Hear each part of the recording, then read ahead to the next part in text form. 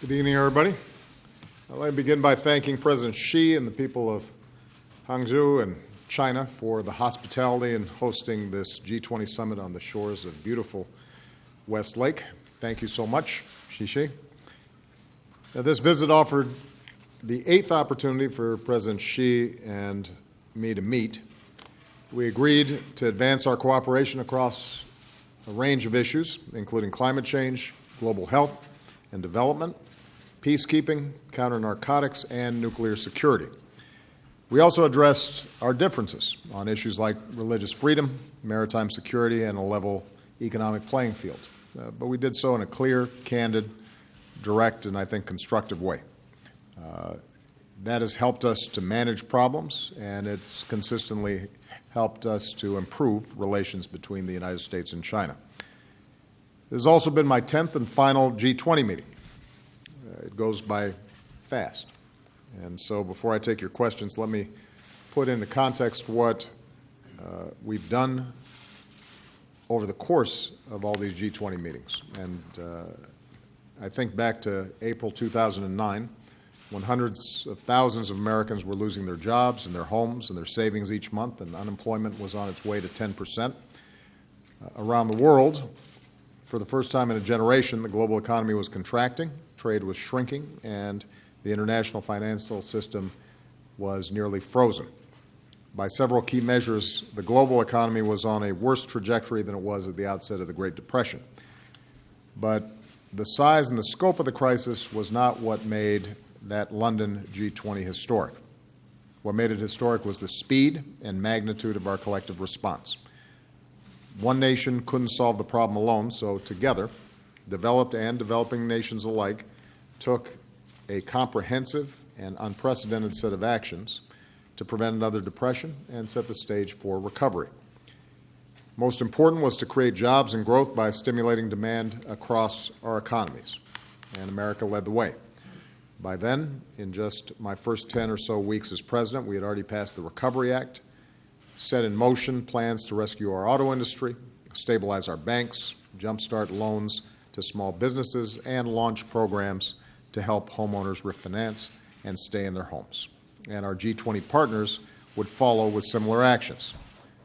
To stabilize the global economy, we rejected the protectionism that could deepen the crisis. We cooperated to keep markets open and trade finance flowing, and bolstered the international financial system's lending capacity to respond to countries that were hurting the most. And to prevent future crises, we took steps to reform our financial regulatory system, including the historic Wall Street reforms that we passed more than 6 years ago. Now, these were the actions we took in 2009. They were actions that prevented another depression and created conditions for the global economy to grow by more than 25% over the past 7 years. What we also did, though, was to elevate the G20 to become the world's premier forum for international economic cooperation. And that decision allowed us, as the global recovery progressed, to take further actions to strengthen the global economy, and that's what we came to Hangzhou to do. We've had long debates over the years about the best ways to promote sustained growth, but America's voice in the G20 has always been one of bold action. And that stance has been backed up by our economic performance. Since job growth turned positive in early 2010, America's businesses have created more than 15 million new jobs. We've cut the unemployment rate in half, and so far this year, wages have risen by almost 3%, which is much faster than the pace of inflation. But one of the things that we learned through the G20 process is that more than ever, our economies are interconnected, and we've got more work to do together to keep the global economy growing. We have to do more to grow wages faster, to shrink inequality faster, to give everybody a shot at opportunity and security in a changing economy. And that should be the way forward for the G20, to make sure that the benefits of trends like globalization and technological progress are shared broadly by more workers and families who still feel like the global economy is not working for them. And that's what we did here at this G20 summit. We committed to using all of our policy tools to promote robust, inclusive growth that creates opportunity for young people and the middle class that they're working to join. We focused on making sure that businesses can compete fairly and all working families can take advantage of the new prospects the digital economy creates. And we reaffirmed our commitment to support emerging economies through an array of development initiatives. We also discussed ways to unlock the mutual benefits that trade provides while keeping it fair for our workers and the playing field level for our businesses. And that includes high standard trade agreements that actually benefit the middle class, like the TPP. That includes working together to abstain from unfair currency practices and address corruption and global tax evasion. And it includes our agreement to establish a new forum to address some of the market distorting policies in the global steel sector that have hurt workers and businesses. We also added momentum to the fight to protect our planet for future generations. On Saturday, the U.S. and China formally entered the Paris Agreement. And today, the G20 welcomed efforts to enter the Paris Agreement into force by the end of this year. So if there's anything that the past 8 years have taught us, it's that the complicated challenges of the 21st century cannot be met without coordinated and collective action. Agreement is not always easy, and results do not always come quickly. Respecting different points of view, forging consensus instead of dictating terms, that can sometimes be frustrating, but it is how progress has been won and how it will be won in the future. It's how we've come as far as we have in the 8 years since the crisis affected us all, and it's how the G20 can make progress for all people in the years to come. So with that, let me take some questions, and I will start with Roberta Rampton of Reuters.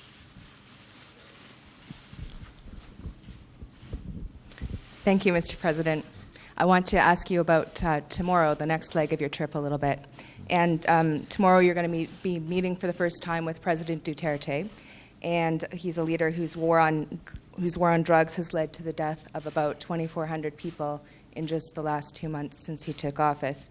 And today he said in a very colorful way that you better not bring this up. And I'm wondering, are you committed to raising this with President Duterte?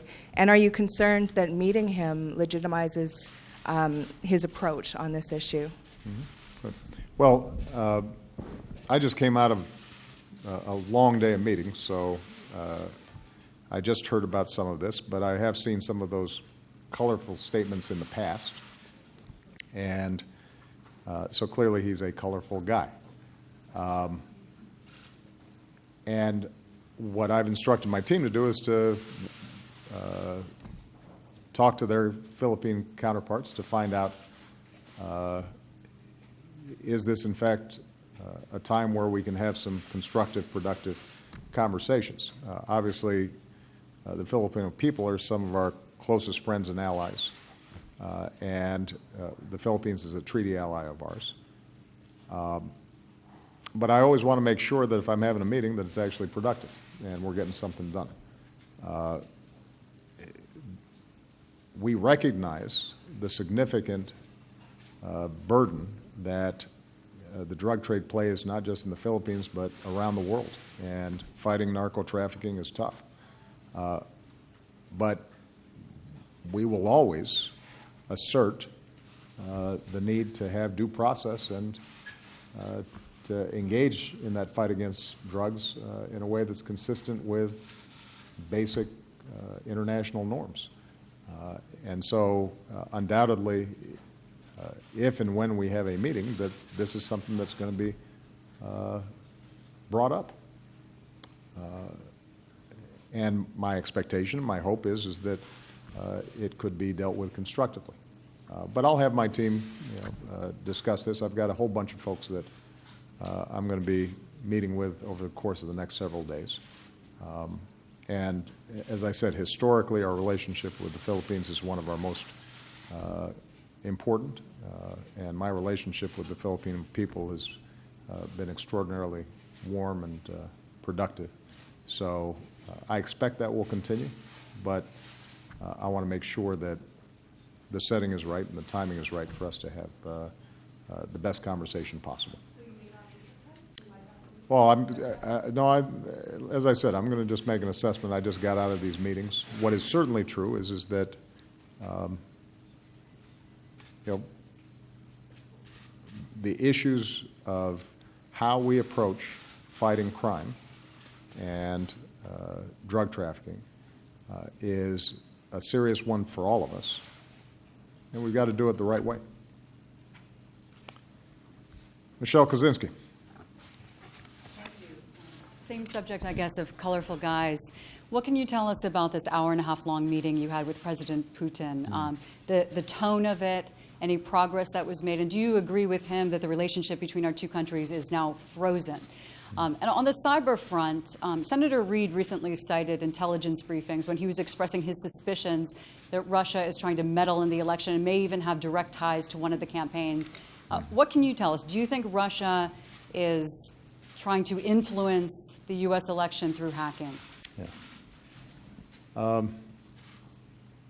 President Putin's less colorful, but you know, typically the tone of our meetings are candid, blunt, businesslike, and this one was no different.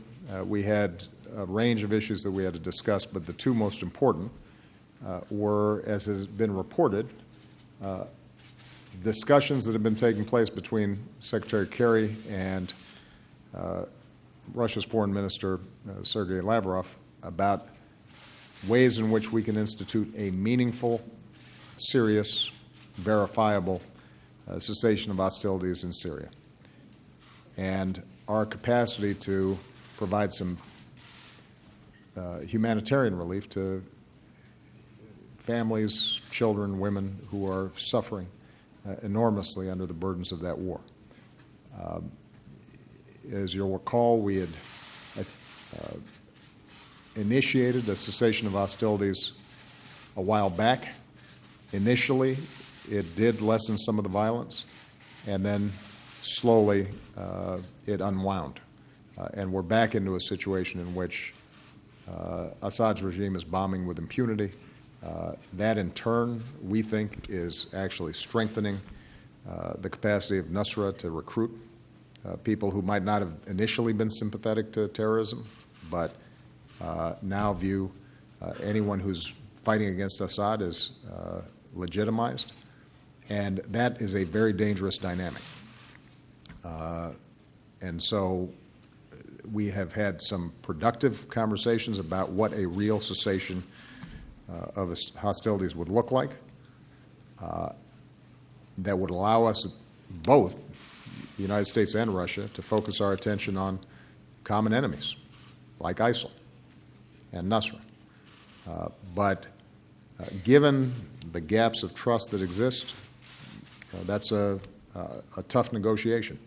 And we haven't yet closed the gaps in a way where we think it would actually work.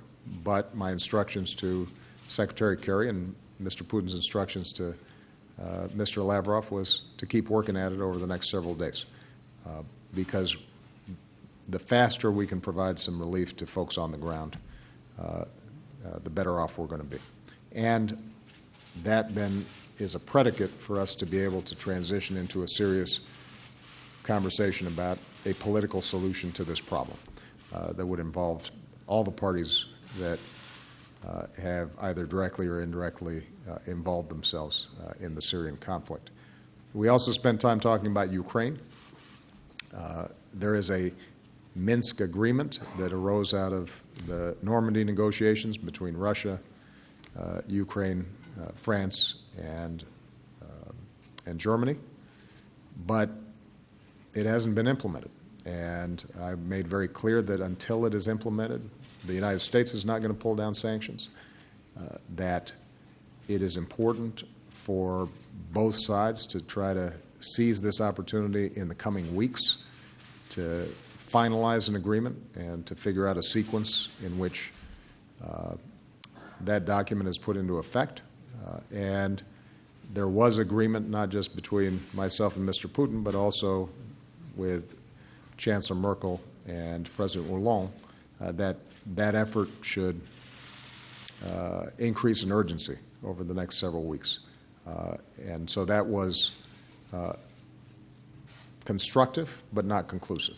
and we'll have to see whether we can actually get this done, or whether, in fact, President Putin, despite talking about wanting a negotiation, a solution, in fact, is comfortable with this constant low-grade conflict along the Russia-Ukraine border. And finally, we did talk about cybersecurity generally. I'm not going to comment on specific investigations that are still live and active, but I will tell you that we've had problems with cyber intrusions from Russia in the past, from other countries in the past, and look, we're moving into a new era here where a number of countries have significant capacities. And frankly, we got more capacity than anybody, both offensively and defensively. But our goal is not to suddenly, in the cyber arena, duplicate a cycle of escalation that we saw when it comes to other arms races in the past, but rather to start instituting some norms so that everybody's acting responsibly. We're going to have enough problems in the cyberspace with non-state actors who are engaging in theft and using the internet for all kinds of illicit practices and protecting our critical infrastructure and making sure that our financial systems are sound. And what we cannot do is have a situation in which suddenly this becomes the wild, wild west, where countries that have significant cyber capacity start engaging in competition, unhealthy competition or conflict through these means when, I think wisely we've put in place some norms when it comes to using other weapons. So that's been a topic of conversation with President Putin, as it has been with other countries. We've started to get some willingness on the part of a lot of countries around the world, including through our G20 process, to adopt these norms, but we've got to make sure that we're observing them. All right. William Wong. Thank you, Mr. President. Heading into Laos, what are the main things you can offer its leaders, and what do you plan to push for in return? On the offering side, for example, I'm wondering how you view U.S. responsibility for unexploded ordnance. On the asking side, what are you pushing for most? Is it human rights, closer U.S. ties in the face of China, improving their problems with governance and corruption? What's the priority? Well, look, symbolically this is important. I'll be the first U.S. president to visit Laos. And when you think about the history of the United States and Laos, I think it's useful to see what's happened in the evolution of our relationship with Vietnam, a country that I just visited recently. At the outset, as we're trying to build trust, a lot of work can be done around war legacy issues. For the Lao, that involves dealing with unexploded ordnance, which is still plaguing big chunks of the countryside, and since Laos is still a relatively poor country that is developing, their capacity alone to clean that up is hampered by a lack of resources. We should help, and my expectation is that in our meetings over the course of several days, that we'll be able to provide some really concrete assistance that ensures that innocent kids who are running through a field, or a farmer that's trying to clear a field, or a business that's trying to get set up, that they're not endangered by the possibility of an explosion. Likewise, we have deep commitments to accounting for those who were lost during that war. And as was true with Vietnam, to the extent that we're able to find out more about our missing in action and our POWs, that not only provides enormous comfort and meaning for families and is consistent with our traditions, but it also ends up being a show of good faith on the part of the country and a way for us to move into a next phase of a relationship. And so a lot of the conversation, I think, will start there, but it doesn't end there. We've had an initiative, for example, helping all the countries along the Mekong Delta to find ways to harness development and deal with environmental issues. And that's something that we've been doing through ASEAN over the course of several years now. For us to be able to expand some of that work, I think, would be important. Establishing people-to-people exchanges is another area that historically has been important. I do think Laos, seeing the enormous economic progress that Vietnam and China and others have made, are going to be very interested in finding ways in which they can advance into the global economy and help themselves grow, and I think that we can be a useful partner there. So I think there'll be a broad-based agenda. But if you think about the visit I made to Ho Chi Minh City and driving through those streets and the enormous wellspring of goodwill that you saw, that started with some of the same kinds of steps that we're going to be taking with Laos. But I think we can hopefully do it faster, make more progress faster than we did over the course of 10, 15 years, because we've learned some things. And I think Laos is very eager to engage with us, and we're eager to engage with them. So I look forward to visiting what I hear is a beautiful country. Christy Parsons. Thank you, Mr. President. On the TransPacific Partnership, how do you plan to sell this to these Asian leaders who still have work to do in their own countries and with some political, it's not, the politics aren't easy. And maybe they don't want to do that. So much of it seems like the future is rocky in the U.S. The U.S. usually ratifies its trade deals. Do you plan to convey a sense of inevitability? Do you feel that for the lame duck session? No. Even if it doesn't happen then, do you feel like it's inevitable anyway? And if I may, I wonder what you think about the silent protest of Colin Kaepernick. And I also wonder what you think about the public response to it, which is really divided. I mean, some police don't want to secure 49ers games, and many fans feel that he's giving voice to something they feel strongly. So I just wonder how you look at that. Okay. Well, with respect to TPP, I don't have to sell it to Asian leaders here who were part of the negotiations, because they see this as the right thing to do for their own countries. And when you look at the architecture, the structure of TPP, what it does is open up new markets for us that are generally closed.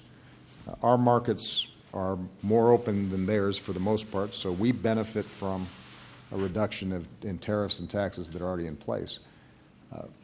But for many of them, what they benefit from is this trade deal is the spur, the incentive for them to engage in a whole bunch of structural reforms that they know over the long term will reinvigorate their economy. So, for example, Prime Minister Abe of Japan, yes, he's having to make some difficult decisions about opening up markets that previously have been closed, but he's also looking at a couple of decades of stagnation and anemic growth. And what he said to the Japanese people is, if we want to break out of this, then we're going to have to change how we do business. And this provides us a roadmap of how we can become more competitive on the world stage. Vietnam, that for the first time is debating in a very serious way how they can provide protections to their workers and allow them to participate and have voice and bargain for wages.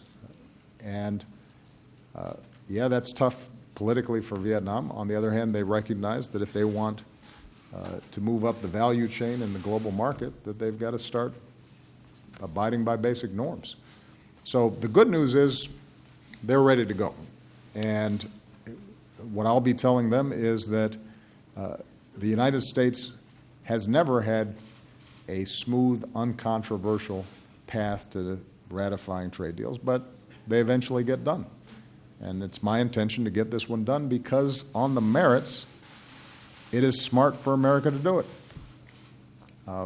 And I have yet to hear a persuasive argument from the left or the right as to why we wouldn't want to create a trade framework that raises labor standards, raises environmental standards, protects intellectual property, levels the playing field for U.S. businesses, brings down tariffs. It is indisputable that it would create a better deal for us than the status quo. Nobody's been able to describe to me, with all the general criticism of trade that you hear coming out of some quarters, nobody's able to describe to me how this would not be a significant improvement for U.S. workers and U.S. businesses going forward compared to the status quo. And so I intend to be making that argument. I will have to be less persuasive here because most people already understand that.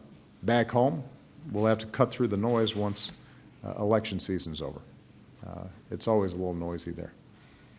And in terms of Mr. Kaepernick, you know, I got to confess that I haven't been thinking about football while I've been over here. And I haven't been following this closely, but my understanding at least is that he's exercising his constitutional right to make a statement. I think there's a long history of sports figures doing so. I think there are a lot of ways you can do it. As a general matter, when it comes to the flag and the national anthem and the meaning that that holds for our men and women in uniform and those who fought for us, that is a tough thing for them to get past, to then hear what his deeper concerns are. But I don't doubt his sincerity based on what I've heard. I think he cares about some real, legitimate issues that have to be talked about. And if nothing else, what he's done is he's generated more conversation around some topics that need to be talked about. Again, I haven't been paying close attention to it, but you've heard me talk about in the past the need for us to have an active citizenry. Sometimes that's messy and controversial, and it gets people angry and frustrated. But I'd rather have young people who are engaged in the argument and trying to think through how they can be part of our democratic process than people who are just sitting on the sidelines and not paying attention at all. My suspicion is that over time he's going to refine how he's thinking about it, and maybe some of his critics will start seeing that he has a point around certain concerns about justice and equality And that's how we move forward. Yeah, sometimes it's messy, but it's the way democracy works. All right, last one. Angela Greeling-Keene of Bloomberg. Thank you, Mr. President. The G20 group today discussed the importance of tax fairness and consistency among countries. Mm-hmm. For you, how much of that discussion was centered on the Apple case and the EU's decision? And how do you balance your efforts here to ensure global tax fairness with your need and desire to protect U.S. companies and their shareholders? Yeah. And if I may, on one other business topic, how would you assess the likelihood of the actions taken on steel today of making a difference in overcapacity? Good. No, those are both great questions. This issue of tax avoidance and tax evasion is something that we have actively promoted as an issue for the G20 to tackle. We've worked with not only the G20 countries, but also some of the multilateral organizations like the OECD to refine how we can approach these problems. It's a complicated piece of business.